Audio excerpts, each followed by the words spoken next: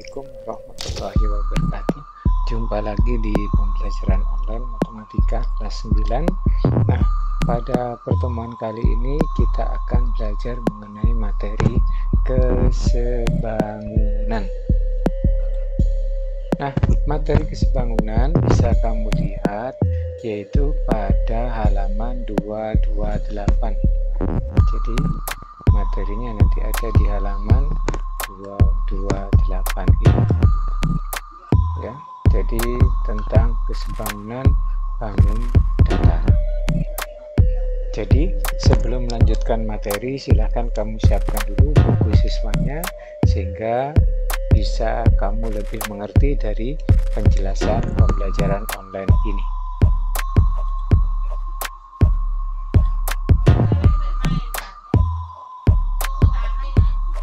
Nah, pada halaman 229 tentang materi kesebangunan bangun datar, nah di sini ada foto. Ya, bisa kamu amati foto-foto yang ada di dalam slide ini. Jadi ini ada ukuran 2x3, 3x4 dan 4x6. Nah, dalam pembahasan ini kita nanti akan mencoba cari tahu. Nah, kira-kira dari ketiga foto ini ya, antara ukuran 2x3, 3x4 dan 4x6 itu mana yang sebangun. Nah, itu yang akan jadi materi pada pembahasan pertemuan kali ini, di samping pada bentuk-bentuk bangun datar yang lainnya juga. Nah, sebagai penerapan dari materi yang kita mau pelajari, itu juga bisa kita mencari gimana sih tinggi pohon, gimana juga tinggi tiang bendera.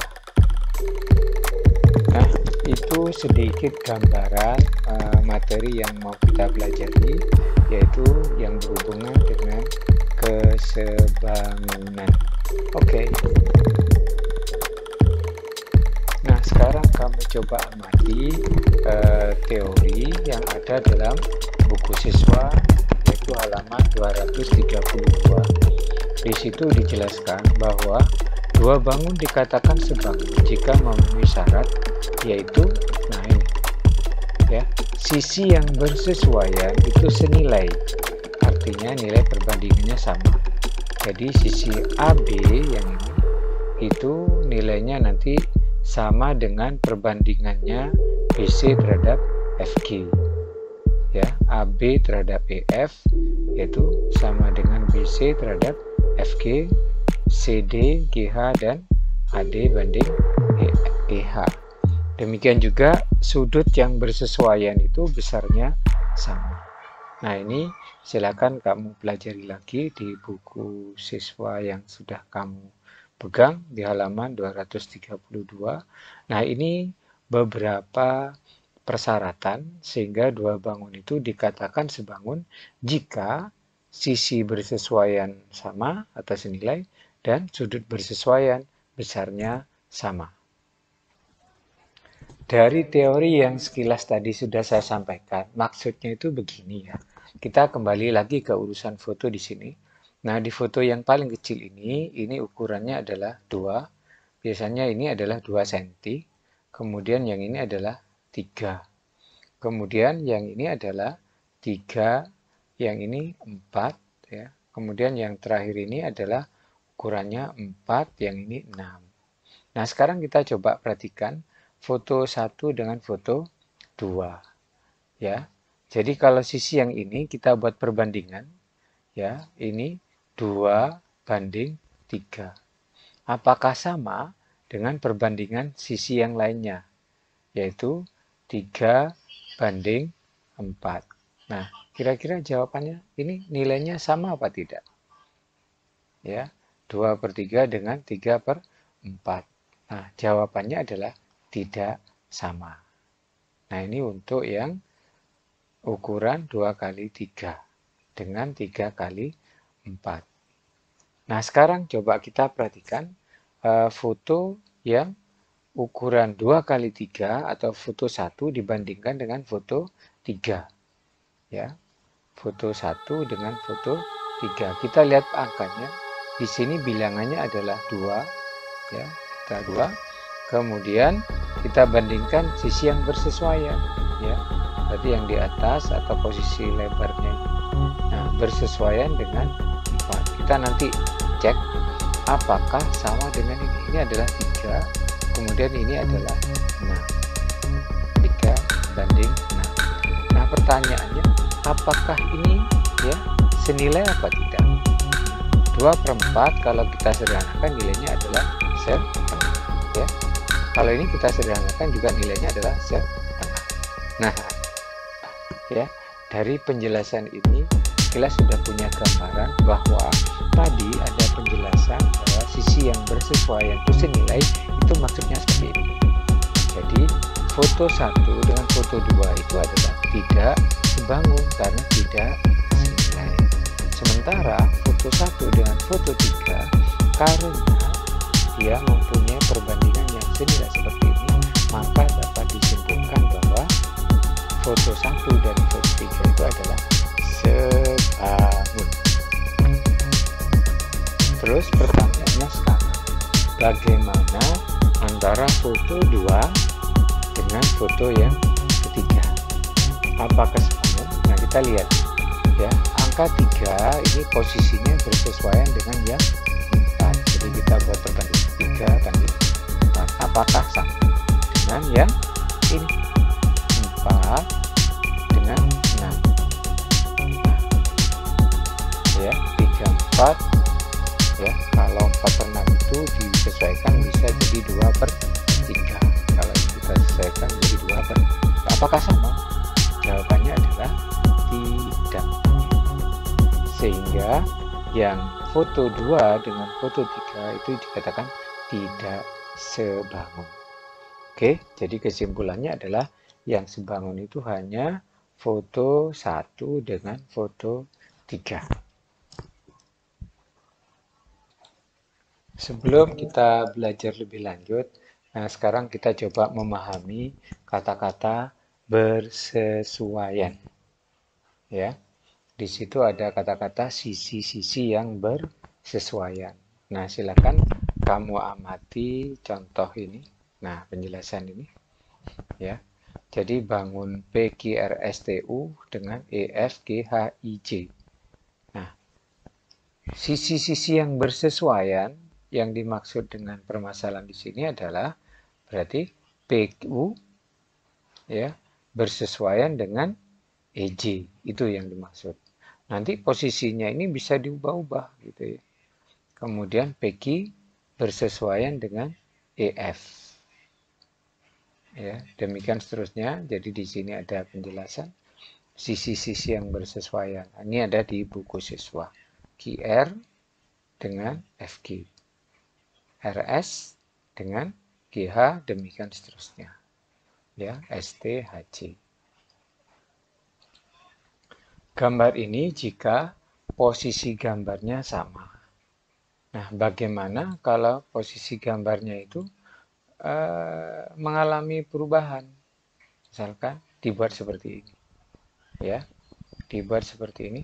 Maka nanti tetap sisi-sisi yang bersesuaian PQ ya dengan yang EF ini. Karena ini saya balik. Ya, kemudian PU itu dengan ini. EFGHIJ berarti EJ ya, PU ini sama dengan CE. Jadi nanti tidak pengaruh, tapi usahakan yang dimaksud dengan bersesuaian itu polanya sama.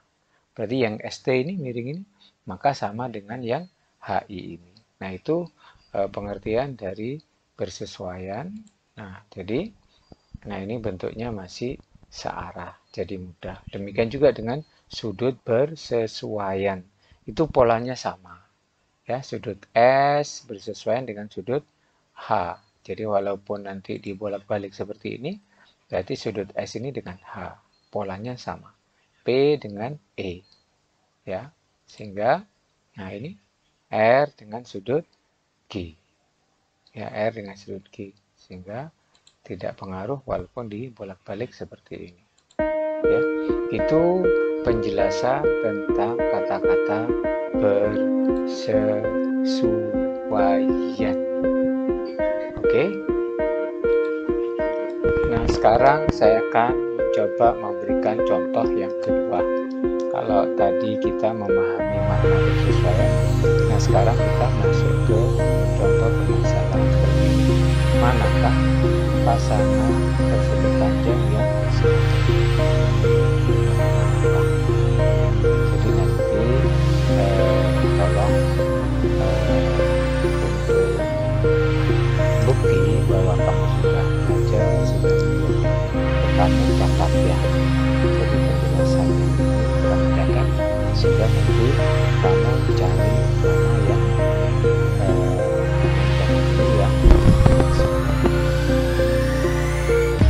sekarang kamu coba amati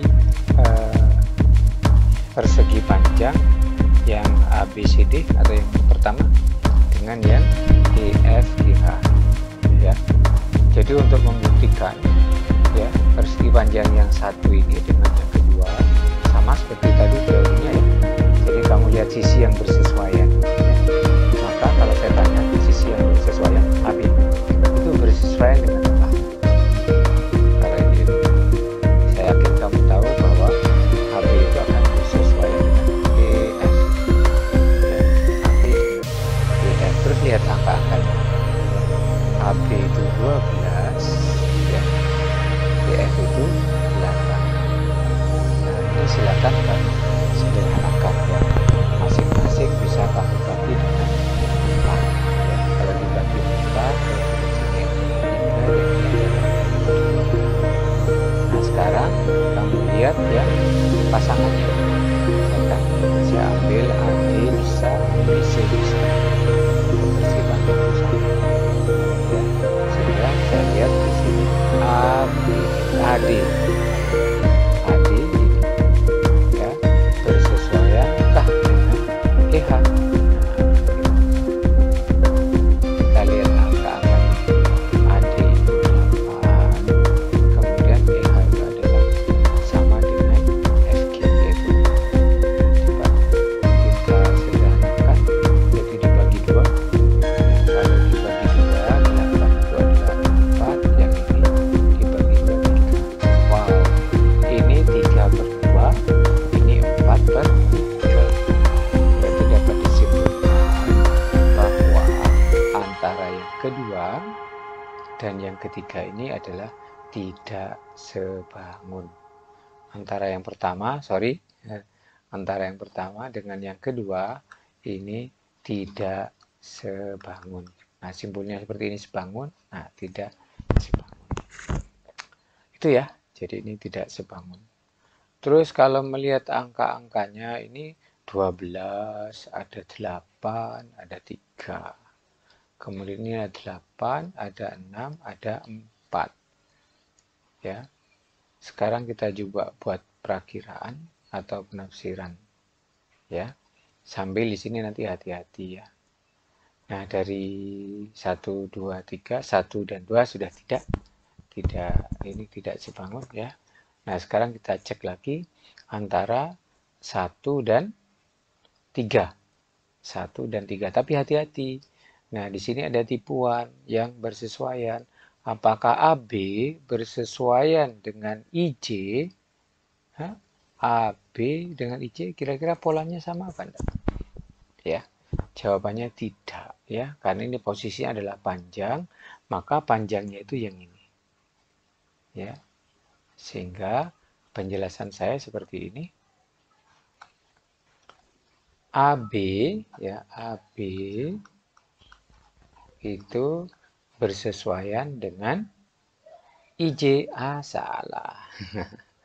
Dengan IL atau dengan JK. Ya, ini. IL atau JK. Saya ambil yang IL. Lihat angka-angkanya. AB itu 12 ya. IL itu adalah 4. Nah, kalau disederhanakan sama-sama dibagi 4, ini adalah 3/1. Nah, sekarang bagaimana dengan AD? Ya. AD dengan IJ. Dengan IJ yaitu 8 ya. 8 dengan 3. wah, yang ini pasti sudah tidak sama. Ya, 1 dengan 2 tidak, 1 dengan 3 tidak.